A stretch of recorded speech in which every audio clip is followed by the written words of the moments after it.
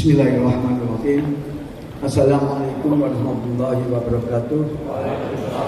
Selamat pagi, salam sejahtera untuk kita semuanya. Yang saya hormati Bapak Wakil Ketua Pengadilan Tinggi Semarang beserta dengan Ibu. Yang saya hormati rekan-rekan hakim tinggi beserta dengan Ibu. Yang saya hormati Bapak Pangdam dan Bapak Sekretaris Pengadilan Tinggi Semarang. Yang saya hormati seluruh ketua, wakil ketua Pengadilan Negeri Sewilayah Hukum Pengadilan Semarang.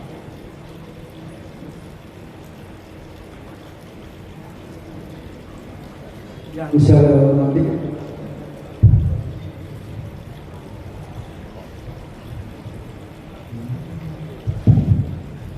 saya hormati Bapak Pangdam, Bapak Sekretaris seluruh pengadilan negeri di wilayah hukum Pengadilan Negeri Semarang. Yang saya hormati seluruh pejabat struktural fungsional Pengadilan Tinggi Semarang yang hadir pada saat ini, dan Ketua Darmawan Karini beserta jajarannya, dan seluruh Ketua Darmawan Karini cabang seluruh Jawa Tengah. Puji syukur alhamdulillah pada hari ini kita bisa bertemu bertatap muka dalam keadaan sehat walafiat berkat karunia dari Allah Subhanahu wa taala, dan dalam acara pembinaan yang kami rangkaikan dengan acara halal bihalal tahun 1445 Hijriah. Bapak Ibu yang saya hormati, ini saya perlu menyampaikan alasan saya kenapa merangkaikan pembinaan dengan halal bihalal. Ini tentu tidak lepas dari banyak hal. Mumpung bisa ketemu sekaligus kami melakukan pembinaan. Bapak Ibu, ini pembinaan tidak perlu kami terlalu lama, hanya kami ingat-ingatan saja kepada Bapak Ibu. Ini mengingat yang paling penting adalah masalah Perma nomor 1 tahun 2016 nyangkut masalah pengaduan whistleblower system. Ini di wilayah Pengadilan Tinggi Semarang ini, Bapak Ibu, seringkali kita menerima pengaduan. Kalau tidak salah jumlahnya, kalau kita rekapitulasi selama bulan Januari sampai April ini jumlahnya ada 19 pengaduan. Ini dari berbagai pengadilan negeri yang ada. Ada satu juga dari yang diadukan adalah pengadilan tinggi.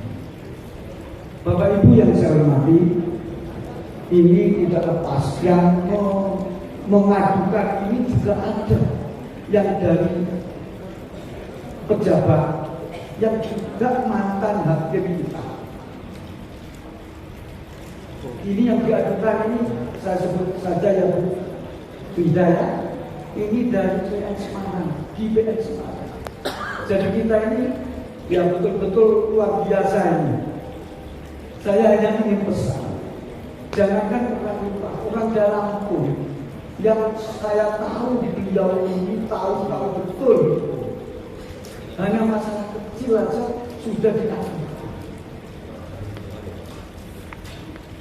Ketika beliau mengadukan, kami pengadilan tinggi sudah menindaklanjuti. Kami suruh menelaah salah seorang dari rekan kami hakim tinggi. Sudah ditelaah dan kami menyetujui bahwa itu tidak memenuhi syarat untuk diadukan. Ditutup. Rupanya karena beliaunya ini yang mengadukan ini langsung mengadukan ke Bawas, ini langsung ditindaklanjuti. Akhirnya dari Bawas ini banyak yang mendelegasikan ke pengadilan ini. Catatan kami 7 Pak. 7 itu catatan sebelum kemarin ada lagi 2. Jadi ada 9 dari Bawas untuk mendelegasikan kepada pengadilan tinggi untuk menindaklanjuti. Ini saya betul-betul prihatin. Kadang-kadang ada yang sudah beres, pengadunya sudah tidak lagi mengadukan, sudah kami buat laporannya ke bawah dan lain sebagainya, masih tetap disuruh untuk menindaklanjuti. Padahal pengadunya sudah tidak melaporkan lagi. Jadi ini yang membingungkan kami.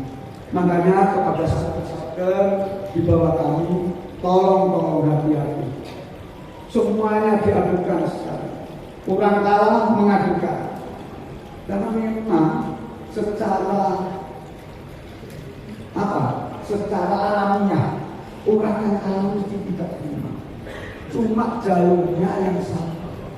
Masih ada upaya untuk mereka melalui jalur pengaduan. Tidak akan mengubah keputusan. Ini saya yang heran itu orang yang tertipu. Kasihan Pak, orang yang diadukan. Yang salah sebetulnya dia. Ada PN Selami. Pak Ketua PN Selami, oh ya. Bapak menyelesaikan perkara baru penting kan Pak? Ada baru penting kan? Di PN Selami. Sebetulnya ini kewenangan dari PN Selami. Tapi beliaunya mengajukan baru ke PN Semarang. Sementara deposito dan lain sebagainya ada di Selami. Orang yang meninggal juga ada di Selami. Artinya kewenangan ada di PN Selami. Lebih-lebih yang mau mengajukan ini seseorang yang tinggalnya di Semarang. Nah, teman ini yang pejabat ini surat kuasa juga tidak ada. Beliau bukan advokat, kuasa insidentil juga tidak ada. Artinya beliau ini tidak punya legal standing untuk mengajukan barangkali. Tapi syukur alhamdulillah bahwa teman-teman BPN Semarang ini tidak mengajukan balik. Jangan lalu begitu sesama-sama Bu. Kita sama-sama. Kalau kita semua kita punya dosa, kita itu berjibun. Tidak perlu. Biarlah orang luar yang mengadukan kita. Jangan ikut orang-orang dalam. Kalau kita ini semisal kita ini satu keluarga, satu keluarga besar, kalau satu yang besar mesti ikut sakit semua. Saya kalau mau bicara itu seperti sakit gigi. Kalau bapak ibu sakit gigi, seluruh badan seluruhnya sakit. Demikian pula kita tahu sakit kos, kita bisa saja. Semuanya akan ikut saja. Saya tidak ada hubungan keluarga dengan PN Semarang, tapi ikut saya luar biasa sakit. Lebih-lebih kita lakukan keluarga kita sakit. Bapak Ibu yang saya hormati, pengaduan itu tidak hanya itu saja. Banyak ada salah satu PN. Menurut saya sudah ada KPN menetapkan pelaksanaan eksekusi. Bukan hari ini, hari awal. Kemudian mungkin seminggu sebelum itu ada direktur besar masuk. Memang yang namanya eksekusi itu tidak bisa ditangguhkan dengan bantahan atau perlawanan. Itu 207 ayat HIR. Tapi coba dilihat di bawahnya, kecuali apabila yang memerintahkan yaitu ketua pengadilan negeri memerintahkan untuk menangguhkan, itu ada ayat selanjutnya, ada redaksi selanjutnya yang nggak mau dibaca. Hanya dipenggal 207 ayat 3 bahwa yang namanya bantahan atau perlawanan dan persen atau persen tidak bisa menangguhkan eksekusi. Betul. Tapi baca selanjutnya. Kecuali orang yang memerintahkan eksekusi ini menangguhkan, menunggu putusan sampai di pengadilan negeri. Itu nggak dibaca. Ini kan demi keahlian. Mahkamah Agung juga lewat surat edarannya juga karena demi keahlian. Tapi besar kurang kalah. Pengennya mati. Yang saya sesalkan Pak, badan pengawasan kita yang kalau sudah tahu begitu masih tetap disuruh mendelegasikan kita untuk diperiksa. Ini kalau menurut saya ini bahasa periksaannya yang diperiksa. Orang langkah dari Ketua Pengadilan Negeri sudah benar, tapi untuk menuruti perintah atasan Bapak Ibu yang tetap kita laksanakan. Kita periksa banyak hal yang kita periksa.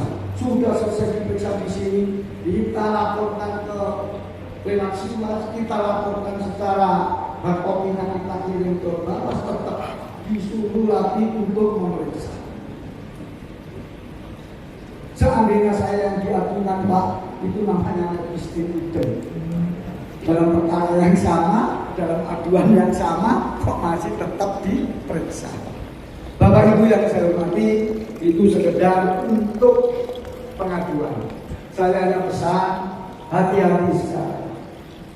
Banyak orang yang kena sanksi, yang sebetulnya terlalu singkat mereka, tidak didalami betul. Saya selaku pimpinan kadang-kadang menyesal Pak, kadang-kadang kasihan. Kalau mereka tidak jauh sekali, biar tidak terlalu mudah orang untuk menghukum disiplin kepada anggota. Tapi sifat orang beda-beda Pak. Ada yang suka, ada yang bangga kalau menghukum orang, ada yang bangga kalau membicarakan orang. Ini jangan sampai terjadi di tubuh kita. Yang kedua, pesan saya mengenai penyelesaian perkara yang lebih dari 5 bulan, yang tidak sesuai dengan SEMA nomor 2 2014. Ini tolong diperhatikan. Banyak surat ke kami, ke pengadilan ini. Kalau sudah menyangkut kasus-kasus perdata, kecuali yang rogatori ya, yang ke luar negeri, biarnya ada yang di luar negeri, memang membutuhkan waktu. Tapi kalau yang di dalam negeri Pak, jangan sampai, apalagi kalau orang di wilayah hukum, di PN yang menangani, jangan sampai kita menunda-nunda. Tolong dibikin per kalender dan itu semuanya kita atur. Ini contoh Pak, mungkin keterlaluan juga kalau saya beri contoh. Pengadilan Tinggi Semarang hampir rata Pak, karena memang tidak melihat tidak memeriksa orang, hanya memeriksa berkas. Hampir rata 15 hari Bapak Ibu bisa selesai, kecuali kasus Tipikor agak lama. Semuanya 15 hari, hampir rata. Makanya Pengadilan Tinggi Semarang ini Bapak selama ini untuk evaluasi implementasi SPP-nya mungkin ranking 1 terus Pak.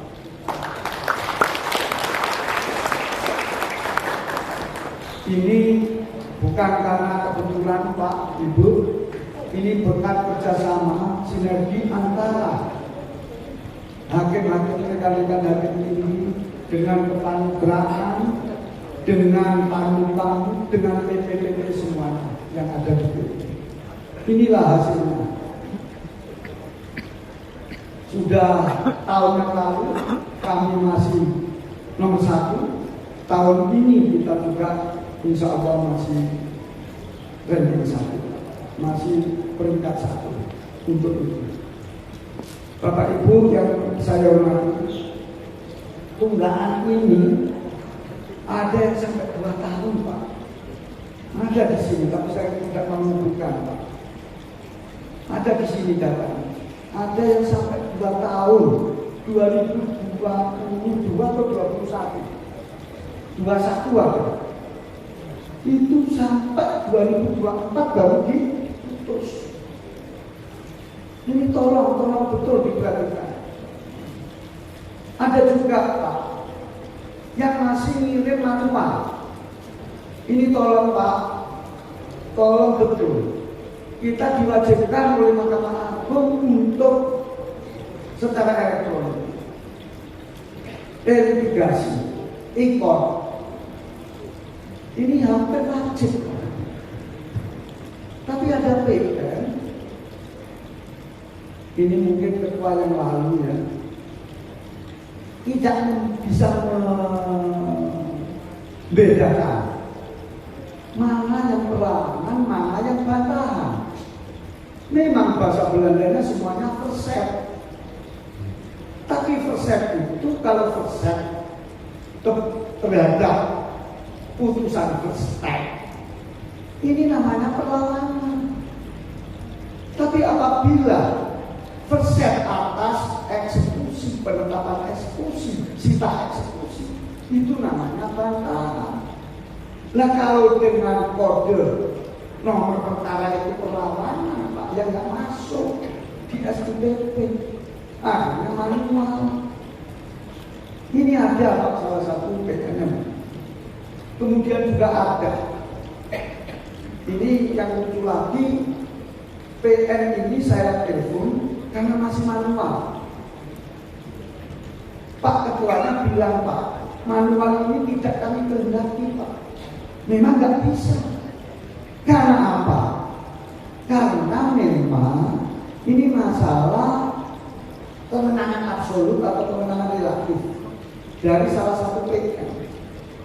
PN ini, pemutus ini menyatakan bahwa dia tidak berwenang untuk mengadili perkara tersebut.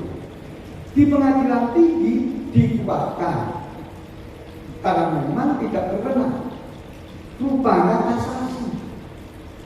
Di kasasi nyatakan bahwa PN tersebut berwenang. Tapi amar putusan selanjutnya salah. Amar putusan dari kasasi ini Pak menyatakan bahwa PN berwenang, memerintahkan kepada PN untuk memeriksa pokok perkara sekaligus memutus. Nah, dengan perintah untuk sekaligus memutus, artinya nanti orangnya banding 2 kali. Pengadilan negeri mutus 2 kali, nanti kasasinya juga 2 kali, sehingga ke SPP nggak bisa masuk. Ini masih ada. Padahal Bapak kalau ada SEMA nomor 1 tahun 2022, betul ya Pak? 1 tahun 2022. Apabila ada yang begitu, diperintahkan supaya PN memeriksa pokok perkara dan selanjutnya mengirim untuk diputus ke PT atau Mahkamah Agung. Nah ini tidak disuruh putus ke PT lagi. Akibatnya yang banyak ini akibatnya. Ini pesan kami Pak, hati-hati dan tolong untuk perkara perdata sudah tidak ada lagi yang manual. Tolong ikut semua.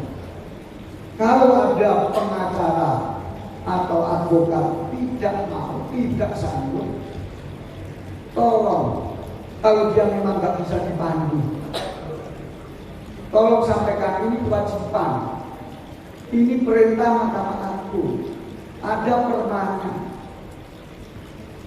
supaya ikut. Insya Allah sebentar lagi Bapak Ibu, ini akan ada bintek lagi di samping besok di Purwokerto mengenai RJ, mengenai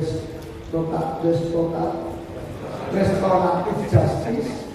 Ini juga nanti masalah kasasi dan PK elektronik dari kepanitraan Mahkamah Agung. Ini sebentar lagi akan mungkin akhir-akhir bulan ini.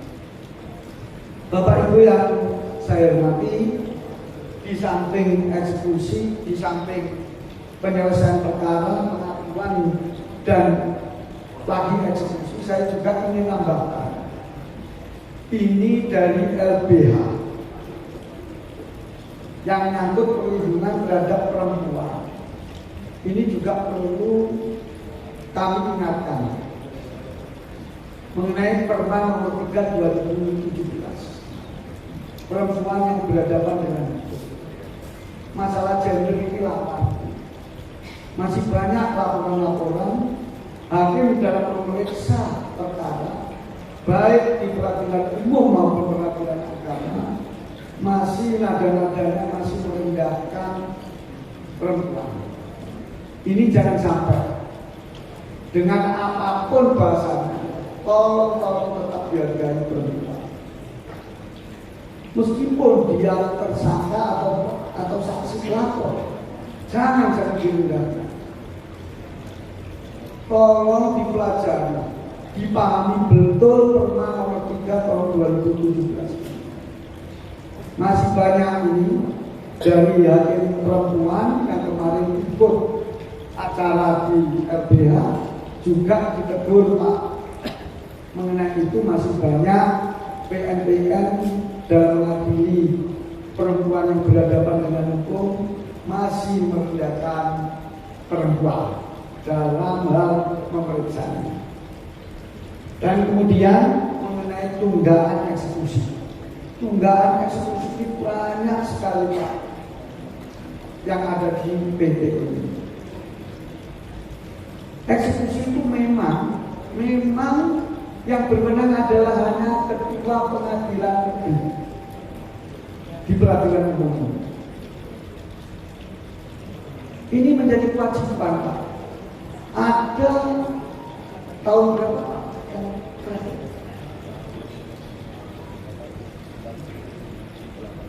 98 ada Mas. Belum selesai Pak. Banyak. Dan eksekusi ini sekarang menjadi objek pengaduan. Banyak yang sudah kita amani akhirnya gagal. Tolong saya pesan Pak, karena saya pernah punya pengalaman di luar Jawa, jangan terlalu menggantung pada aparat keamanan. Aparat keamanan sampai kita lewat aparatnya ini surat bahwa tidak kondusif. Jangan cepat terlalu percaya. Saya secara pribadi pernah Pak, banyak surat dari aparat keamanan yang begitu. Rupanya saya suruh jalan saja. Aparat keamanan itu penting apabila tidak aman. Tapi kalau suratnya ini, maaf, abal-abal, menciptakan seolah-olah tidak kondusif, padahal dia ada sesuatu dengan termohon, lainnya yang susah. Kami laksanakan dengan pesan kepada panitera dan jurusita. Apabila nanti memang betul tidak kondusif, kita mundur. Tapi apabila tidak ada apa-apa, ya kita laksanakan. Di situ ada lurah juga, ada kepala desa, ada kepala desa. Ada pengalaman Bapak Ibu, seorang yang mengajukan gugatan menang sampai kasasi. Anaknya honorer di PN pemutus. Kemudian dia ingin mengajukan eksekusi. Koordinasi masalah keamanannya ke aparat keamanan. Ada biayanya yang sangat besar. Menurut diwawancara Pak, biaya saya dengan 40 juta. Padahal tanahnya hanya 30 juta. Ini luar biasa. Saya dengar sendiri dari ketua maupun pihak yang ngajukan anak honorer Pak. Saya tanya, pemohonnya tempat tinggalnya di mana, termohonnya di mana, objek yang mau dieksekusi di mana. Rupanya objek yang mau dieksekusi jauh dari tempatnya. Kurang yang mengajukan gugatan sudah tepat, termohonnya juga sudah tepat. Tidak mungkin membawa masa. Ya dieksekusi saja. Nggak usah pakai uang 40 juta. Kalau dijual tanah itu ada 30 juta. Itu belum aparat keamanan kalau ikut menilai putusan. Masih ada juga bahwa keputusan ini tidak benar. Mereka itu kita tugasi, itu kan hanya untuk mengamankan apabila tidak aman, bukan untuk menilai putusan. Kemenangan apa? Tolong ditegasi ketua kalau ada yang berbeda. Ini juga diadukan ada eksekusi delegasi, karena yang menerima delegasi merasa tidak ada kewenangan.